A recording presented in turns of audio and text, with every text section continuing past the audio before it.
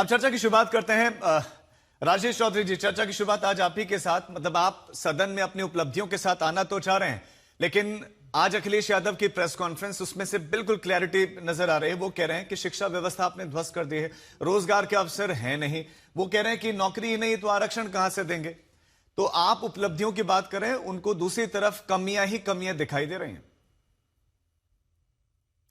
देखिए, विपक्ष का काम भी कमियां निकालना है, पर वो कमियां निकालें जो कमियां हों। केवल आरोप लगाना है, इसलिए आरोप लगाना है, तो इसका तो कोई जवाब हो नहीं सकता। पर सदन के अंदर वो आए, हम उनका स्वागत करते हैं सत्ता पक्ष के नाते। जो प्रश्न वो खड़ा करेंगे उसका जवाब दिया जाएगा। 10 साल के अंदर जो हमने कार्य किए, जो विकास हुआ उत्तर प्रदेश के अंदर, कानून व्यवस्था की स्थिति अच्छी हुई है, स्कूलों की दशा सुधरी है, रोड का निर्माण हुआ है और दंगा मुक्त प्रदेश बना है। उत्तर प्रदेश में आज रोजगार के अनेक संसाधन बढ़े हैं, लोगों को नौकरियां मिली हैं, सरकारी नौकरियों में भर्तियां हुई हैं। सब पर चर्चा कितनी करने के लिए नौकरियां हम मिली तैयार हैं? हैं। कितनी नौकरियां मिली है, एक कोई एक डेटा आप विषय दे सकते हैं? और पे दूसरा, लाखों लोगों 10 को सालों में तो आपने 26,000 स्कूल बंद कर दिए हैं। लाखों लोगों को रोजगार मिला, कोई स्कूल बंद नहीं हुआ है। स्कूलों की बदतर हालत थी। समाजवादी पार्टी के शासन में हमने ऑपरेशन कायाकल्प अभियान चला करके एक एक स्कूल को प्राइवेट स्कूल की तर्ज पर बनाने का काम किया। हर स्कूल में आज टॉयलेट है, हर स्कूल में आज टाइल लगी हुई है, हर स्कूल में आज बिजली पहुंचाई गई है, हर स्कूल के अंदर आज हमने फर्नीचर लगाने का काम नहीं, किया है। राजेश जमीन जी, में बैठते थे, अखिलेश निशान यादव पट्टी जब पर अपनी बैठने बात का रख काम रहे हैं तो करते वो थे एक लोग। डेटा के साथ रख रहे हैं। उन्होंने कहा कि भाई 7,000 स्कूल में बिजली नहीं है, 2,000 स्कूलों में फंक्शनल टॉयलेट नहीं है, और 26,000 डेटा तो वो ये दे रहे हैं कि आपने स्कूल बंद किए हैं। उत्तर प्रदेश के अंदर एक भी स्कूल ऐसा नहीं है जिसमें बिजली नहीं हो, एक भी स्कूल ऐसा नहीं है जिसमें टॉयलेट नहीं हो, कोई स्कूल ऐसा नहीं का नैरेटिव खड़ा करने का काम करते हैं अखिलेश जी। तो उसका कोई इलाज थोड़े नहीं, उनको तो अच्छाई में बुराई नजर आती है। उनके जमाने में जो बदहालत हालत थी स्कूलों की, जिस बदतर हालत में वो छोड़ करके गए थे, स्कूल बंद हो रहे थे, बिल्डिंग जर्जर अवस्था में थी, गिर रही थी, वहां जाने में डर लगता था, स्कूल में पढ़ाई का माहौल नहीं था, टीचरों को बैठने के लिए जगह नहीं थी, धूल मिट्टी में बच्चे बैठते थे, घर से टाट पट्टी ला करके बैठने का काम करते थे। आज वो माहौल नहीं है उत्तर प्रदेश के ठीक स्कूलों में। है। आज जाकर के देखिए, मॉडल बनाए, मॉडल अनेक अनेक अनेक माध्यमों से, वो सोशल मीडिया में और मीडिया में आ रहा है। आप किसी स्कूल का दौरा करें और अखिलेश जी चले ना साथ में, भौतिक सत्यापन करते हैं, समझ में आ जाएगा ठीक है, उनके जमाने में क्या था, अब क्या हुआ है। कायाकल्प में इस पूरा पर तो कायाकल्प मनोज सिंह करने का काका से काम किया जवाब है। ले लेता हूं। मनोज सिंह काका, आप बताएं कि आपके पास ये आंकड़ा कहां से आया। वो कह रहे हैं कि जो आंकड़ा आप प्रस्तुत कर रहे हैं, अखिलेश यादव प्रस्तुत कर रहे हैं, उसमें सच्चाई नहीं है।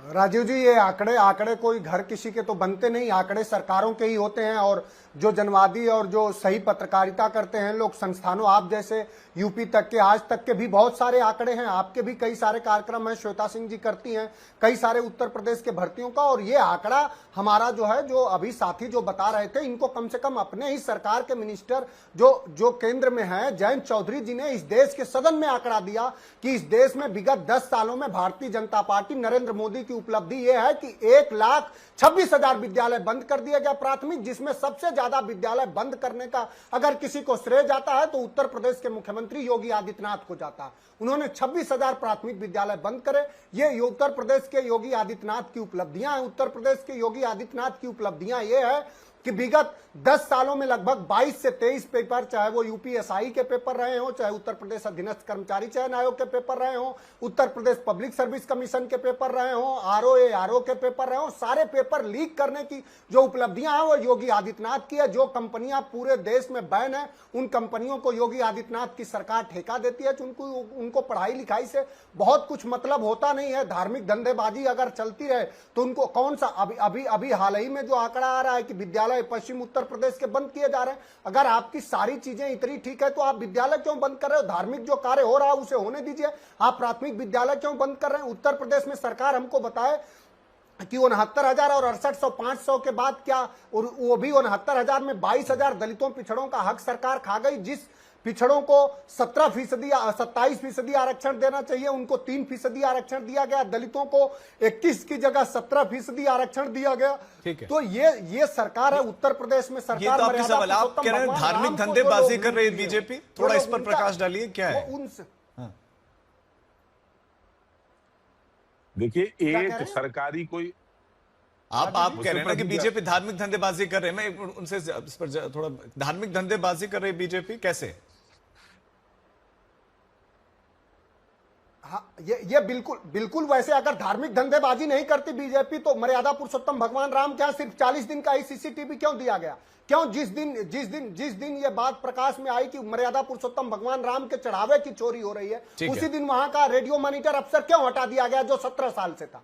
सरकार क्यों नहीं ऐसा करे? और सरकार एसआईटी जो जांच कर रही है उसमें हमारी पहले दिन से राष्ट्रीय अध्यक्ष जी ने जो 7 मई को जो ट्वीट करा, पहले दिन से उनकी मांग करी कि किसी न्यायिक व्यक्ति के देखरेख में, किसी सिटिंग न्यायाधीश के देखरेख में जांच हो। सरकार उससे क्यों भाग रही है? तो सरकार असल में जो सबसे उत्तर प्रदेश में योगी आदित्यनाथ जी बताएं कि 10 साल में कितने विश्वविद्यालय बनाए। हमने तो श्रद्धेय नेताजी ने उत्तर प्रदेश एनएलयू जैसे संस्थान दिए, डॉक्टर राम मनोहर लोहिया जैसे लॉ यूनिवर्सिटी बनाई हमने, national law university. Yogi Adityanath ji कितने लॉ यूनिवर्सिटी बनाए, कितने विश्वविद्यालय बनाए? आपकी बात आ गई। मैं राजेश जी एक साथ ही आपसे जवाब लूंगा, एक बार दूसरे मेहमानों के पास भी चलते हैं। अभय दुबे जी, ट्रस्ट का जो ढांचा है वो स्वायत्त ढांचा है, तो ऐसे में सरकार को कटघरे में खड़ा करना कितना उचित है?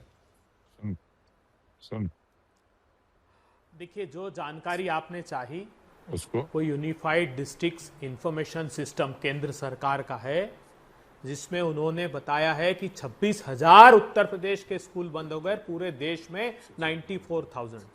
उसी ने बताया है, मोदी जी ने, कि 37% रिटेंशन रेट है। 4 करोड़ बच्चे उत्तर प्रदेश में हैं, जिसमें से 2.5 करोड़ स्कूली शिक्षा पूरी नहीं कर रहे हैं। उत्तर प्रदेश में मोदी जी ने बताया अपने ई श्रम पोर्टल पर कि 8,37,000 लोग उत्तर प्रदेश से पलायन कर गए, जिन्होंने शपथ पत्र दिया कि उनकी आमदनी सिर्फ 10,000 रुपए है। 9,508 स्कूल ऐसे हैं जो सिंगल टीचर है, जिसमें 6 लाख बच्चे आदित्यनाथ जी पढ़ते हैं। 12 हत्याएं रोज हो रही है, 23 हत्या के प्रयास हो रहे हैं, 143 जघन्य अपराध हो रहे हैं, 52,000 अपराध, जघन्य अपराध, जिसमें अपहरण है, डकैती है, ये उत्तर प्रदेश में रोज घटित हो रहे हैं। प्रधानमंत्री जी और मुख्यमंत्री जी सुनिए, और जो सबसे बड़ा इस सृष्टि का पाप किया है वो देव द्रव्य की चोरी की है। वो मर्यादा पुरुषोत्तम राम के चंदे की चोरी, पहले चंदा चोरी किया उनके मंदिर निर्माण को लेकर।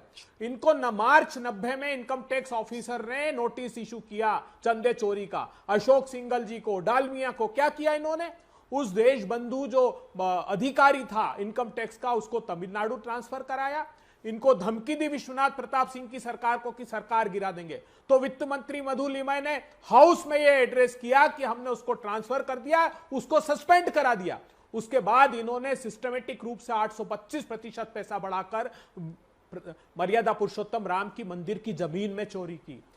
अनिल मिश्रा उसमें अब उस हस्ताक्षर करता थे, अयोध्या के मेयर हस्ताक्षर करता थे, यही चंपत राय थे। उस समय भी हमने कहा था प्रधानमंत्री जी संज्ञान लीजिए। 1 मिनट, निर्मोही अखाड़े ने चिट्ठी लिखी, निर्मोही अखाड़े ने कहा प्रधानमंत्री जी 1400 करोड़ रुपए का चंदा चोरी इन्होंने किया है। अभी जो किया है तो मर्यादा पुरुषोत्तम राम ने, तो उत्तर प्रदेश की करोड़ों जनता गौर से सुनिए, प्रभु श्री राम ने दंडित कर दिया अयोध्या में हराकर, प्रभु श्री राम ने रामेश्वरम में हराकर दंडित कर दिया, भगवान ने इनको बद्रीनाथ में हराया, भगवान ने इनको खाटू श्याम से, सारे धार्मिक स्थलों से इनको परास्त कर दिया। इन लोगों ने जो जघन्य पाप बच्चों के साथ किया है, आखिरी बात राजीव जी, ये कैसे पाप पर पर्दा डालते हैं? इनके साथ विधायक है बेदीराम, जिसके 9 में से 8 मुकदमे भर्ती और प्रवेश परीक्षा घोटाले के हैं 4 राज्यों में। उसका एक स्टिंग ऑपरेशन पकड़ा है, वीडियो, वो कहता है डीप फेक है, सीबीआई ने जांच की, वो कहता है 50-50 एडमिशन ऐसे ही करा देता हूं, परीक्षा निरस्त हो जाए तो पैसे वापस नहीं करता हूं। एक ब्रजेंद्र गुप्ता का स्टिंग ऑपरेशन आपने,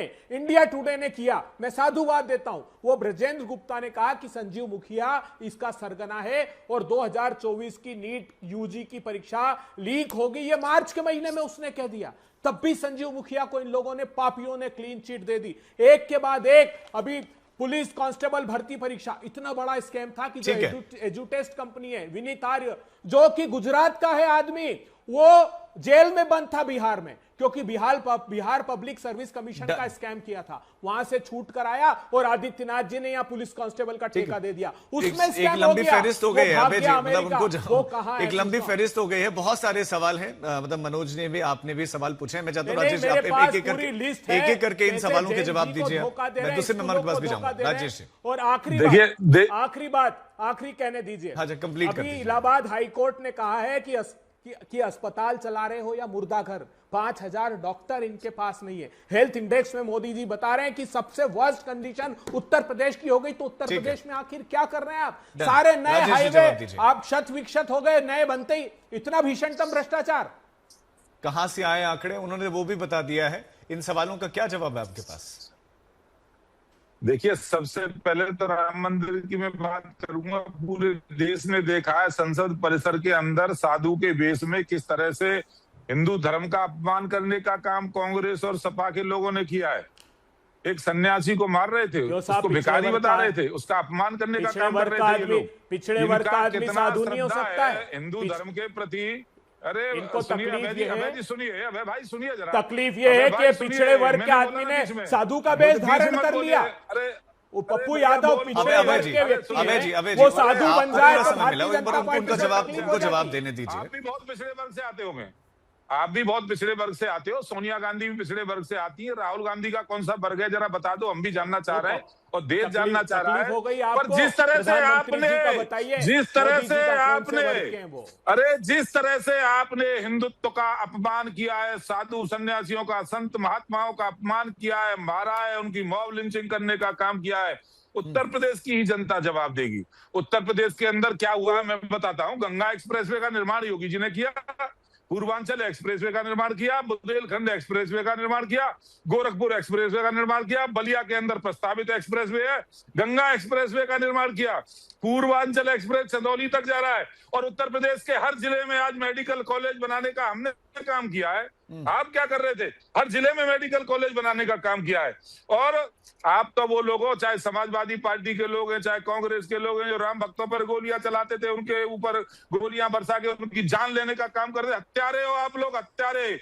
आप राम भक्तों के हत्यारे हो, सब जानते हैं। मथुरा में बीजेपी जीती है, मथुरा से बीजेपी का एमएलए है, अयोध्या से बीजेपी का एमएलए है, काशी से बीजेपी का एमएलए है, विंध्यवासिनी से बीजेपी का एमएलए है।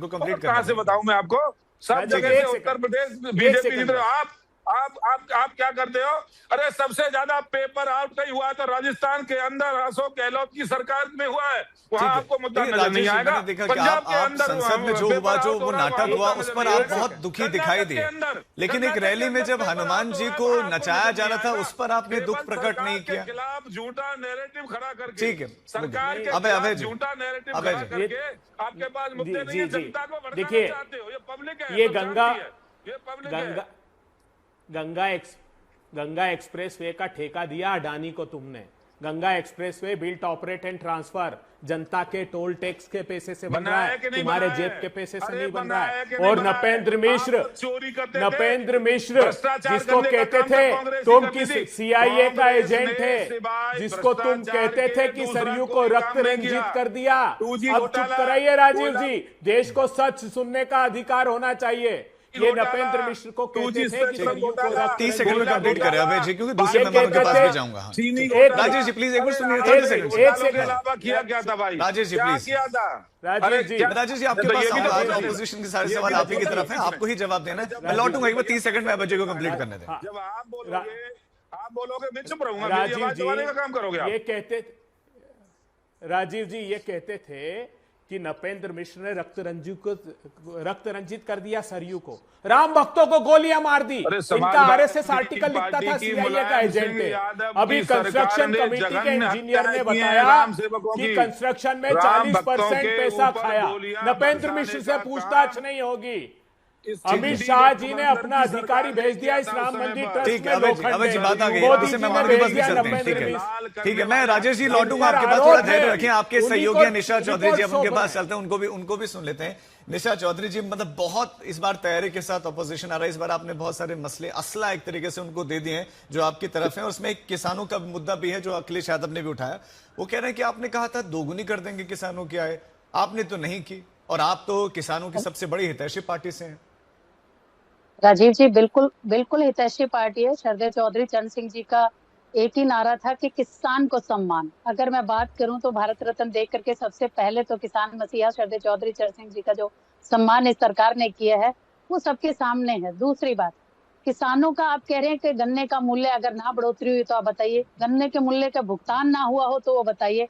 पिछली सरकारों से इस सरकार में कितनी तुलना में बढ़ोतरी हुई है उसका कंपैरिजन होना चाहिए। आय दुगनी हो गई आप कह रही हैं और एमएसपी की गारंटी मिल गई है। नहीं, आय दुगनी की मैं बात नहीं कर रही हूँ, Okay. लेकिन अगर मैं बात करूं पिछली सरकारों उनको से नहीं और हुई योगी है। सरकार में, क्या उसमें बेहतर हुआ कि नहीं हुआ है, पहले मुझे ये बताइए। और बेहतरी के लिए फिर से काम कर रहे हैं, आगे भी काम हो रहे हैं, लेकिन सबसे बड़ी तुलना ये होती है कि इनकी सरकार में और आज की सरकार में कितना अंतर है, वो उसका जवाब विपक्ष कभी नहीं देता।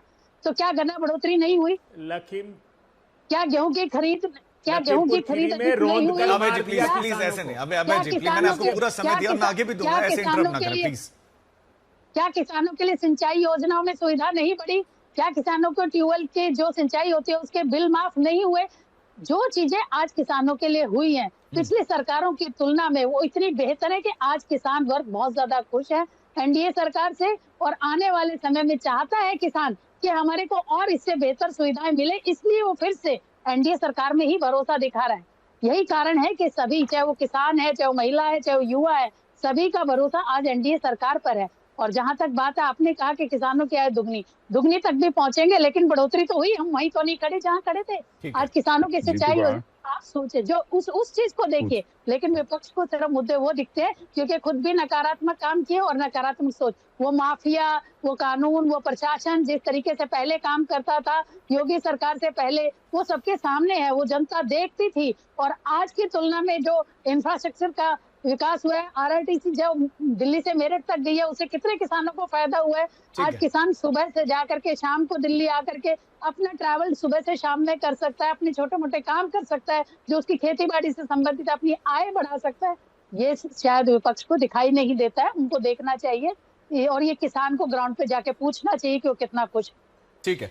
प्रोफेसर सतीश प्रकाश, अपोजिशन खासतौर पर समाजवादी पार्टी या कांग्रेस अगर हम बोलें तो वो बहुत हमलावर दिखाई देती है, उनके पास एक क्लियर एजेंडा दिखाई देता है कि वो क्या करने वाले हैं। अगर हम बात बहुजन समाज पार्टी की करें, बसपा की करें, तो जिंदा हो तो जिंदा नजर आना भी जरूरी है, वो नजर क्यों नहीं आते हैं? नहीं, देखिए एक नजरिया है ना, आप अगर जिंदा को भी मरा हुआ समझ लें तो ये तो एक नजरिया हो गया ना। देखिए क्या हो सकता है, अभी अभय जी ने कानून व्यवस्था की बात है, उत्तर प्रदेश की जनता को बहुजन समाज पार्टी की सरकार अभी भी याद आती है। कानून व्यवस्था कैसे होती है, अगर अपराधी कोई भी हो, किसी भी जात का हो, विधायक हो, एमपी हो, अपराध करेगा जेल में जाएगा। बाकायदा बहन जी ने अपराधियों को अपने घर बुला करके अपने एमपी, अपने विधायक को जेल में भेजा है। एक बात, बहुजन समाज पार्टी की सरकार ने पूरे 5 साल में 6.5 लाख लोगों को रोजगार दिया। आज उत्तर प्रदेश की सबसे बड़ी समस्या है बेरोजगारी, 7.5 लाख पद खाली खड़े हैं। अगर बहुजन समाज पार्टी ये कह रही है लोगों के बीच में जाकर के कि अगर हमारी सरकार आएगी तो इन 7.5 लाख पदों को हम भर देंगे। योगी जी की समस्या ये है कि अभी अभय जी ने कहा उत्तर प्रदेश में जो अपराध के आंकड़े हैं, वो उत्तर प्रदेश इसलिए अपराध की धरती बन गया है कि बाकायदा इलाहाबाद हाई कोर्ट के एक जज ने टिप्पणी करी उत्तर प्रदेश पुलिस को लेकर के कि उत्तर प्रदेश पुलिस भारत के संविधान को नहीं मानती है, वो अपने राजनीतिक आकाओं के तहत जाकर के काम कर रही है। उत्तर प्रदेश की सबसे बड़ी समस्या है कि उत्तर प्रदेश में महिलाएं बिल्कुल सुरक्षित नहीं है। उत्तर प्रदेश में अगर कोई सामाजिक रूप से कमजोर वर्ग का व्यक्ति है तो उसको मरने के बाद सरकार उसके पास जाती है, जीते जी उसके पास नहीं जाएगी। हम पिछले 5 साल से देख रहे हैं, योगी जी की जात का एक प्रिंसिपल है डीजे कोली बड़ौद के अंदर, एक दलित जो है गोविंद बाबू, पिछले 5 साल से उसका परिवार भुखमरी के कगार पे है, बाकायदा उसको जेल में भी रखा गया। लेकिन चूंकि वो प्रिंसिपल वीरेंद्र सिंह योगी जी की जात का है, इसलिए वो किसी की बात को नहीं मानता। मेरा मानना यह है कि देखिए कहीं ना कहीं उत्तर प्रदेश एक बेरोजगार प्रदेश बन गया है, हर घर के अंदर एक बेरोजगार व्यक्ति बैठा है। आज उनको यह उम्मीद लग रही है कि वो एक ऐसी सरकार लेके आए जो कहीं ना कहीं लोगों को रोजगार दे, महिलाओं को सुरक्षा दे। पुलिस जो है अपना काम छोड़ करके तमाम राजनीतिक ताने बाने में लग रही है। आज आप देखेंगे पूरे पश्चिम उत्तर प्रदेश में पुलिस का काम क्या रह गया, वो धार्मिक व्यवस्था को संभालने में लग रही है। जब वो धार्मिक व्यवस्था को संभालने में लग रही है तो ऐसे में उत्तर प्रदेश अपराध मुक्त कैसे हो जाएगा, ये भी एक सवाल है। दूसरी बात, अगर अभी राजेश चौधरी जी ये कह रहे थे कि उत्तर प्रदेश में इतने हाईवे बने, भाई साहब उत्तर प्रदेश के शहरों की स्थिति जाकर के देखिए, पीडब्ल्यूडी का बजट दिखाइए, आपने पैसा खर्च किया ही नहीं। अगर आंतरिक विकास देखेंगे, नगरों का विकास देखेंगे तो वहां सड़कें नहीं है, वहां गड्ढे ही गड्ढे दिखाई दे रहे हैं। अगर 2 बूंद पानी पड़ जाए तो कोई भी शहर उत्तर प्रदेश के, अभी आप पिक्चर्स देखेंगे, अगर आज 10 घंटे बारिश हो जाए तो पूरा का पूरा शहर कहीं ना कहीं डूब जाता है। तो ये विकास नहीं हो सकता। पर मेरा इतना मानना खर्चा ये हो है- रहा है कि वो तो अनुपूरक बजट भी लेकर आ रहे हैं। सर आप सुनिए मेरे, अब मुझे बताए ना, राजेश जी यहाँ बैठे हैं, पीडब्ल्यूडी का काम जो है आंतरिक विकास करना है, और हाईवेज आप इसलिए बना रहे हैं। सुनिए, उत्तर प्रदेश नहीं पूरे देश का एक समस्या और ठीक भी है। है कि अगर आप गाड़ी खरीदते वक्त उससे टोल रोड टैक्स लोगे, पेट्रोल के टाइम पे भी आपने कहीं ना कहीं रोड टैक्स लिया, जब हाईवे पे जाएगा तब आप टोल टैक्स लेंगे, और 10-10 साल में आप लोगों को, आपको मालूम है भारत में ये हर तो व्यक्ति बहुत की स्थिति इंपॉर्टेंट इतनी क्वेश्चन बढ़िया नहीं है प्रकाश जी। आपने सुनिए नहीं, राजीव जी, एक 20 सेकंड में कंक्लूड कर दीजिए। हाँ। बिल्कुल बिल्कुल। देखिए, कोई भी व्यक्ति अगर गाड़ी चलाता है तो ऐसा जरूरी नहीं है भारत में कि गाड़ी को वो यूज ही कर ले। 10-10 साल में सिर्फ गाड़ियों के टायर चेंज हुए हैं, ऐसे में आप नई मौके लेकर के आएंगे और उसको कहीं डैमेज कर लेंगे। ये क्या हालात है भाई उत्तर प्रदेश के अंदर। दूसरी बात, ठीक है, सुनिए नहीं नहीं, एक छोटी सी बात, अभी उत्तर प्रदेश में प्राइमरी सेक्शन बंद हुए हैं, अगले 4-5 साल में महाविद्यालय बंद हो जाएंगे।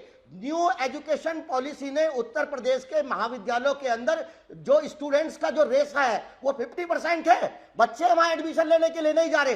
तमाम प्राइवेट यूनिवर्सिटी जो नेता लोग हैं जिन्होंने हवाई रूप से पैसा कमाया है, प्राइवेट यूनिवर्सिटी बना रहे हैं। अभी हमारे यहाँ अगर मेरठ यूनिवर्सिटी में देखेंगे, अभी एडमिशन शुरू नहीं है, बीएससी का कोई एडमिशन शुरू नहीं है। तो ये हालात पैदा किए जा रहे हैं बच्चों को। ठीक है, डन। मैं चाहता हूं राघवेंद्र आप इस पर जवाब दें। मतलब सतीश प्रकाश जी को सुनने के बाद ऐसा लग रहा है कि उत्तर प्रदेश का आप लोगों ने हाल बेहाल कर दिया। मतलब आप तो सरकार के साथ में हैं, आप रिक्त पदों को नहीं भर रहे हैं, वो करें रिक्त पदों को नहीं भर रहे, आरक्षण मिलना तो बहुत दूर की बात है, और पूरी तरह से व्यवस्था चौपट कर दी है।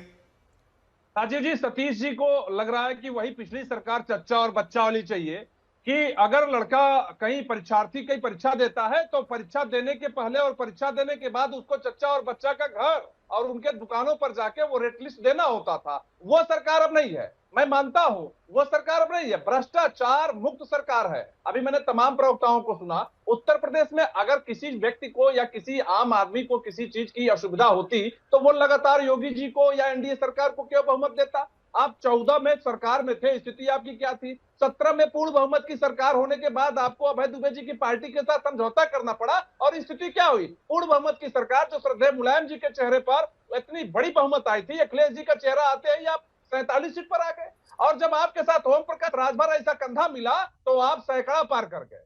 और जब आओ आज के डेट में 2027 का चुनाव तैयारी चल रही है तो आप विदेश घूम रहे हैं। केवल एसी और पीसी से काम नहीं चलेगा। सपा प्रवक्ता इस समय राजीव जी उलझे हुए हैं माननीय ओम प्रकाश राजभर जी के ट्वीट पे। हमारे यहाँ से रोज एक ट्वीट होता है और रोज इनके पार्टी के राष्ट्रीय अध्यक्ष जो इनके पैनलिस्ट और प्रवक्ता है वो एक मीटिंग करते हैं कि आज शाम को इस पे कैसे समाचार चैनलों में जाके इसको डिफेंड करना है। इनकी जो सूझबूझ है ओम प्रकाश राजभर जी के पास है। ओम प्रकाश राजभर जी 2027 में एनडीए के साथ है, एनडीए बहुत प्रचंड बहुमत से आ रही है। 2027 में यूपी के 2 लड़के फिर एक साथ हैं। अब आगे क्या होगी? अब हमने तो मध्य प्रदेश का चुनाव देखा, मध्य प्रदेश के तत्कालीन मुख्यमंत्री कौन रहते? कौन? अखिलेश। ये वही अखिलेश यादव है जिनको रात भर जगाया गया और सुबह एक भी टिकट नहीं दिया गया। तो इस तरह का तमाम हम लोग देख चुके हैं कि कैसे इनका गठबंधन होता है, गठबंधन के बाद कैसे तूतू में होता है, और तूतू में के बाद फिर कैसे एक हो जाते हैं। 2027 में इनकी स्थिति बहुत खराब है, 17 से भी स्थिति इनकी 2027 में खराब रहेगी। मनोज काका, मैं चाहता हूं इस पर आप जवाब दें। वो कह रहे हैं कि भाई ओम प्रकाश राजभर ने आपको बिल्कुल उलझाए रखा है और आप उलझ गए हैं। देखिए, भारतीय राजनीति में ओम प्रकाश राजभर एक ऐसे नेता हैं जो स्वयं अपने आप को दोगला कहते हैं। ओम प्रकाश राजभर कहते हैं कि हम दोगला हैं और दो मुंहा साफ हैं। तो ऐसे व्यक्तियों का जवाब देना बहुत वाजिब नहीं होगा। और आपको भी पता होगा कि इस उत्तर प्रदेश में 2 लोग पेपर लीक के दोषी हैं, एक बेदीराम है, विपुल दुबे है, दोनों भारतीय जनता पार्टी में है। और ओम प्रकाश राजभर का जो उनके दरबारी इतना पढ़ रहे थे वो बयान भी उसको याद होगा। ओम प्रकाश राजभर ये कहता है, और आपके चैनल ने स्वयं चलाया, कि जब कहीं पे कोई फार्म भर देना, कॉल लेटर आ जाए तो कॉल कर लेना हमको, हम कर लेंगे बेदीराम को। तो सबसे ज्यादा पेपर लीक का जो सरगना है उसका संरक्षण दाता ओम प्रकाश है। ओम प्रकाश राजभर के संरक्षण दाता योगी है, योगी के संरक्षण दाता मोदी है। तो ये देश और पूरे देश का नौजवान और जेनजी सब समझ रहा कि पूरे देश को किस तरह से गुलाम बनाया जा रहा है, पूरे देश को कैसे धार्मिक धांधलेबाजी में झोंका जा रहा है, कैसे भारतीय जनता पार्टी और आरएसएस के बड़े बड़े हजारों करोड़ के दफ्तर बन रहे हैं और भारत में बेरोजगारी 45 साल के चरम पर है। तो ये सब समझ रहा, दरबारियों की अपनी मजबूरी होती है उन्हें गाना गाना, और जिसके ट्विटर और फेसबुक और सब, अभी ओम प्रकाश राजभर के हमसे ज्यादा ट्विटर फॉलोअर नहीं होंगे, वो क्या मुकाबला करेंगे। तो हमारे यहाँ एक एक से छोटे छोटे कार्यकर्ता है, उनका जवाब नहीं दे पाता हूं, पंकज राजभर का, सीमा राजभर का। ठीक है, अभय जी आप कुछ ऐड करना चाहें, फिर मैं एक साथ जवाब लूंगा राजेश जी से। बयान दे दे कि वो दोगले नहीं है, वो दोहरे चरित्र के नहीं है, इस तरह का बयान जो नेता देता है उसकी बातों का क्या जवाब दिया जाए राजीव जी। और ये जो मैंने बात कही क्या गलत कही? आपके भी संस्थान ने दिखाया है। बिल्कुल ठीक कहा मनोज काका। और अगर सरकार, मैं खत्म कर रहा हूं, अगर सरकार भर्ती करना चाह रही है, मनोज जी, अभय जी बोल रहे हैं, ठीक है, लौट रहा हूं मनोज जी आपके पास। सरकार, मैं खत्म कर रहा हूं अभय जी, तो बस 10 सेकंड। अच्छा चलो कंप्लीट करने दीजिए, मैं साथ साथ में बता भी दूं कि इस समय मीटिंग भी चल रही है, हम तस्वीर भी दिखा रहे हैं लखनऊ में। हाँ। वो बताएं कि उत्तर प्रदेश में प्राथमिक विद्यालय के लिए भर्ती का आवेदन कब जारी होगा, प्राथमिक शिक्षक भर्ती के लिए, सिपाही के लिए, दरोगा के लिए, उत्तर प्रदेश अधीनस्थ कर्मचारी चयन आयोग के लिए, समूह ग और ख में बहुत सारी वैकेंसियां कब अभी पे। ठीक, मैं इस पर्टिकुलर सवाल का भी जवाब लूंगा। ठीक है अभय जी बता के जा। देखिए राजीव जी, जो अनुपूरक बजट ला रहे हैं, ये कैग की रिपोर्ट तो पढ़िए। वो कह रहे हैं कि ये अनुपूरक बजट जो लाते हैं ये तो पैसा सरेंडर कर देते हैं। अभी कैग ने 25 की जो रिपोर्ट दी उसमें कहा कि 30,000 करोड़ रुपए सरेंडर कर दिया, खर्च ही नहीं किया। अरे ना दिल्ली पैसा भेज रहा है ना ये पैसा इनके पास है खर्च करने लायक। अभी जो कह रहे थे Satish ji law and order, तो मैं बता दूं, मैं जो नाम पढ़ रहा हूं उसमें कोई ब्राह्मण नहीं है, कोई दलित नहीं है, कोई पिछड़ा नहीं है। आदित्यनाथ जी जो बड़ी बड़ी बातें कर रहे हैं ना, क्यों इतने अपराध चरम पर हैं। ब्रजेश सिंह 106 मुकदमे, बादशाह सिंह 88 मुकदमे, ब्रजभूषण शरण सिंह 84 मुकदमे, उदय भान सिंह 83 मुकदमे, अजय सिंह सिपाही 81 मुकदमे, संग्राम सिंह 58 मुकदमे, सोनू सिंह 57 मुकदमे, मोनू सिंह 48 मुकदमे, सनी सिंह 48 मुकदमे, धनंजय सिंह 46 मुकदमे, चुन्नू सिंह 42 मुकदमे। ये सारे वो लोग हैं जिनको सत्ता की सरपरस्ती है, बड़े अपराधी हैं मगर जेल से बाहर हैं, सत्ता के आनंद लूट रहे हैं। अशोक चंदेल 37 मुकदमे, विनीत सिंह 34 मुकदमे, राजा भैया 31 मुकदमे, पिंटू सिंह 23 मुकदमे, और एक के बाद एक लंबी फहरिस्त है। मैं गिनाऊंगा तो शाम हो जाएगी शो की। कहां है आदित्यनाथ जी आपका लॉ एंड ऑर्डर? एकमात्र उत्तर प्रदेश है जहां एसिड अटैक महिलाओं पर हो रहे हैं। एकमात्र उत्तर प्रदेश है जिसमें सबसे ज्यादा हत्या और हत्या के प्रयास हैं। एब्डक्शन पूरे इंडिया में, अपहरण सबसे ज्यादा उत्तर प्रदेश में। क्या हाल उत्तर प्रदेश का बना दिया आपने। ना शिक्षा की व्यवस्था है, पलायन चरम पर है, अपराधी मान मर्दन कर रहे हैं उत्तर प्रदेश का, और महिमा मंडन कर रहे हैं। जितने सारों में भ्रष्टाचार किया और कोई जवाब ले लेते हैं बनाए, वो सारे राजेश ट्रांसफर है। जवाब दीजिए। देखिए राजीव जी, समाजवादी पार्टी के प्रवक्ता महोदय को मैं सुन रहा था, कितना बड़ा झूठ आज तक जैसे चैनल पर बैठ करके बोल रहे हैं। आप कल्पना करिए, बेदी राम और दूसरे दुबे एमएलए का ये नाम ले रहे थे, तो इन्होंने एमएलए बनाया है उनको। उनके खिलाफ आज मुकदमे हो गए क्या? समाजवादी पार्टी के मुखिया अखिलेश यादव उनके लिए वोट मांग रहे थे जाकर योगी आदित्यनाथ जी अभी विपुल दुबे के घर गए थे, आपके घर जब आप बोल रहे थे अभय जी समाजवादी पार्टी का उससे बड़ा दोस्त तो अखिलेश यादव का, जिन्होंने उनको चुनाव लड़वाया। एमएलए हमने नहीं बनाया, एमएलए समाजवादी पार्टी ने बनाया है। आप झूठ भरोसने का काम कर रहे हो जनता में। झूठ, यदि वो अपराधी हैं तो इस अपराध का पाप समाजवादी पार्टी ने किया है, अखिलेश यादव जी ने इसका पाप किया है। आपने उनको चुनाव लड़ाया, आपने उनको समर्थन दिया। सुनिए, आपकी समस्या यह है कि आज अतीक अहमद माफिया नजर नहीं आता, मिट्टी में मिल गया वो। आज आपके सामने समस्या ये है कि आज मुख्तार अंसारी जैसा माफिया का उत्तर प्रदेश की राजनीति में नजर नहीं आता है।